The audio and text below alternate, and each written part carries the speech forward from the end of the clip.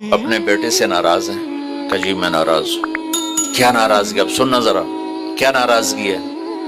कहा या रसूल अल्लाह, कोई गिला नहीं इसके दीन का, रातों को उठ के तहज्जुद में कुरान पढ़ता है, दिन में रोजे रखता है, लेकिन जब भी मुझसे बात करता है तो बड़ी बदतमीजी से करता है, औखा होकर बोलता है, तो इससे मेरा दिल टूट गया है।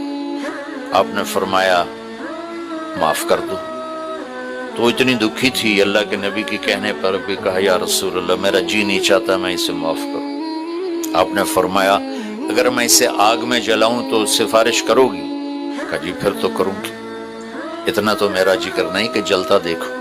आपने फरमाया अगर तूने इसे माफ ना किया तो ये अल्लाह की आग में जलेगा। अच्छा या रसूल अल्लाह, मैं माफ करती हूँ। आपने कहा बेटा कहो ला इलाहा इल्लल्लाह। उसने कहा ला इलाहा इल्लल्लाह मुहम्मदुर रसूलुल्लाह, और उसकी जान निकल गई।